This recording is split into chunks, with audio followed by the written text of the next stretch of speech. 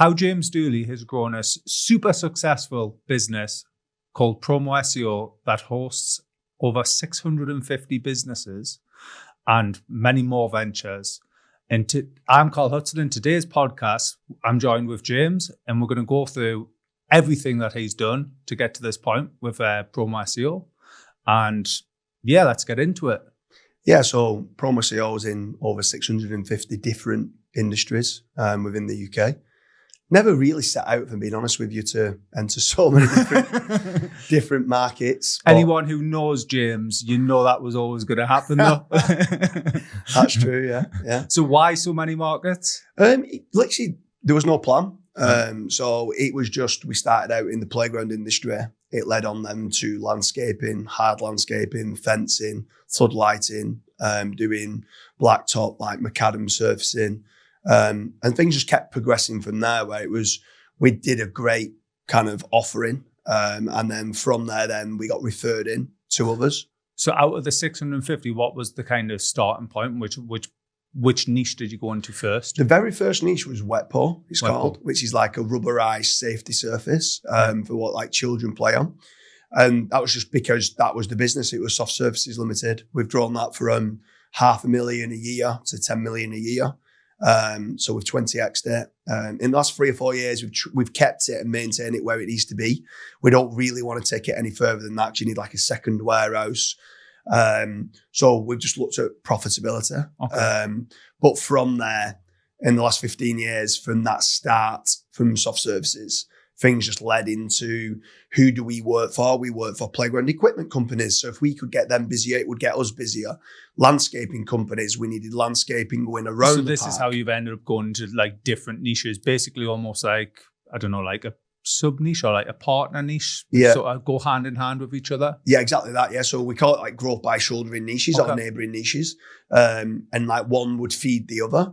And then it just then started to lead on to someone was in finance, someone was doing mortgages, someone was doing pensions and wills, legal. So, and it just so wait a second. Wait a second. We're just in brick and mortar, and now we're in pensions, mortgages, and anyone who knows these niches knows these are hard ass niches to rank in, right?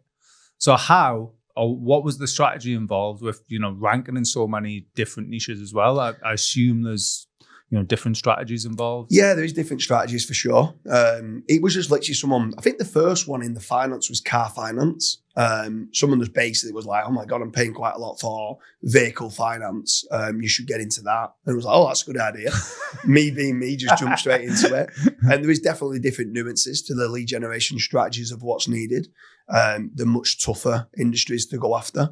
But kind of liked it because it mean the team had to level up. And when they started to level up on ranking for finance-related terms, where maybe like authorship came a little bit more into it, EAT signals, it's like your money, your life type industries that you needed to start building a little bit more trust on there. Where previously it was mainly content and links.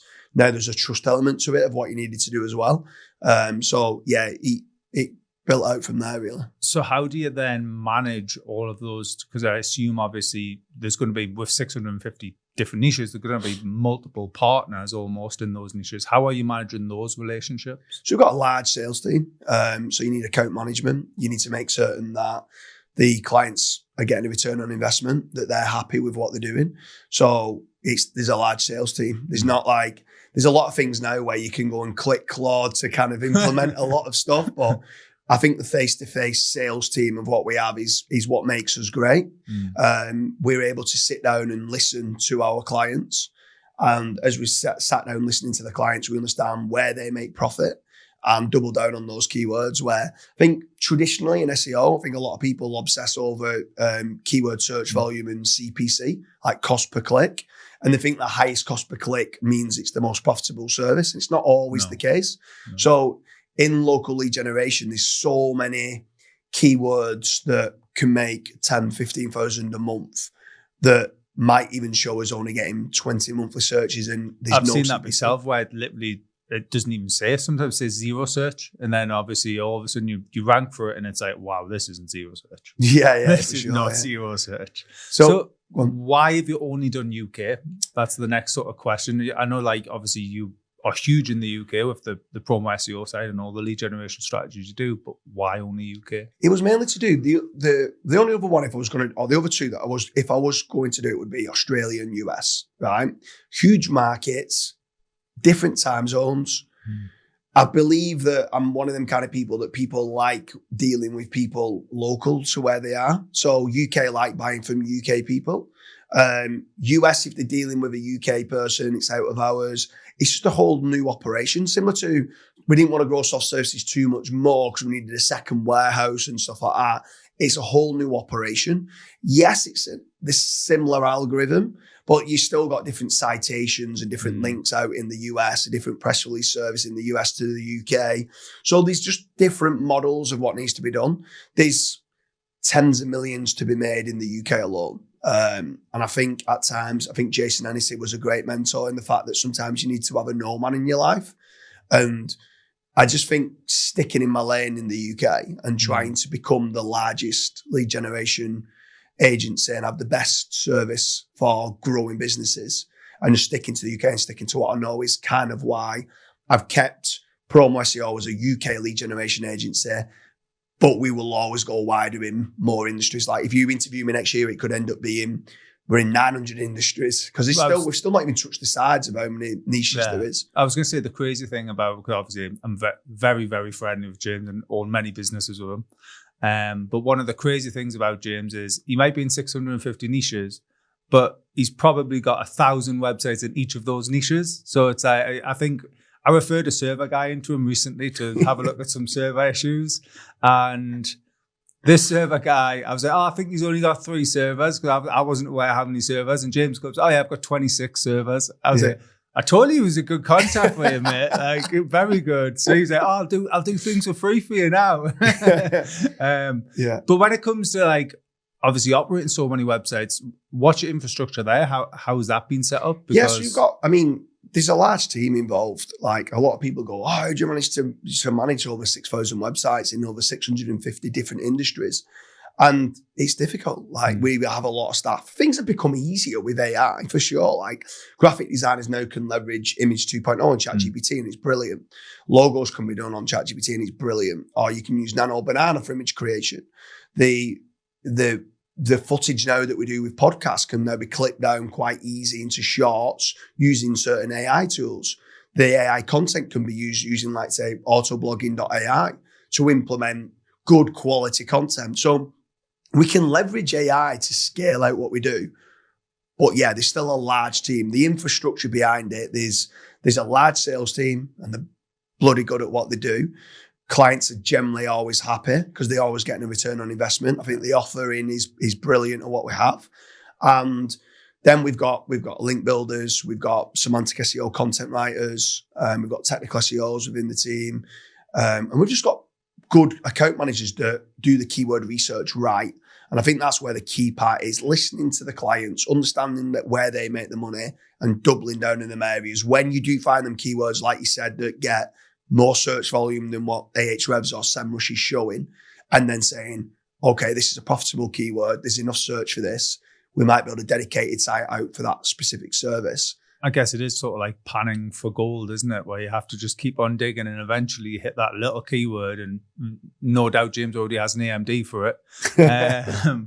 But what would you say is the future then of PromoSEO? What do you envision the next 5-year, 10-year plan?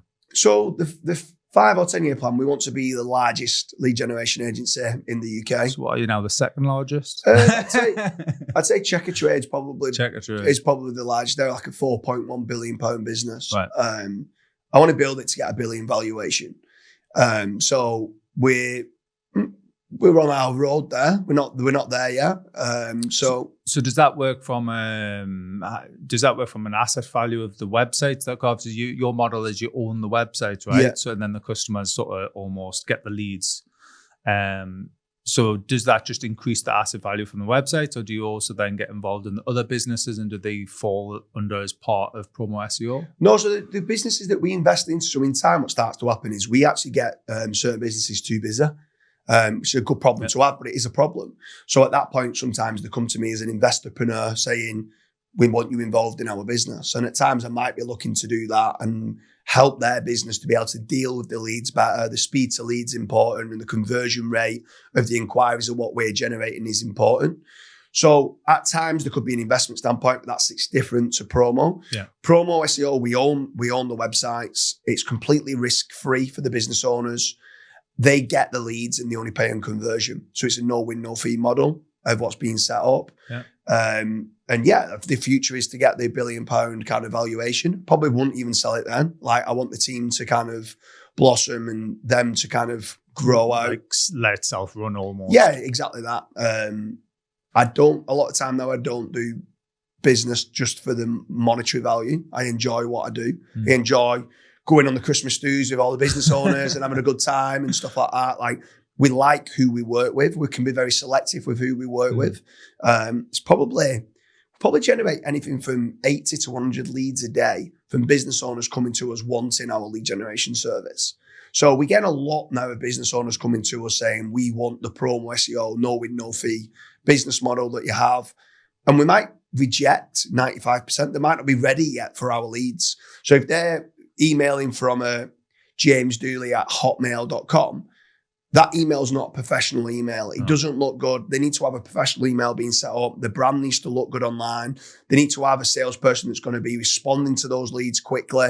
Because if they don't respond quickly to the lead, they could be wasting our leads.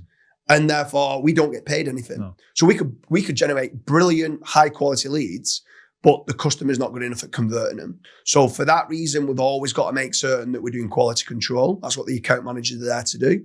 Choosing the right businesses that have got a great brand, and then in time we can help them build the brand up, and Promo SEO grows just as much as the clients we work with grow.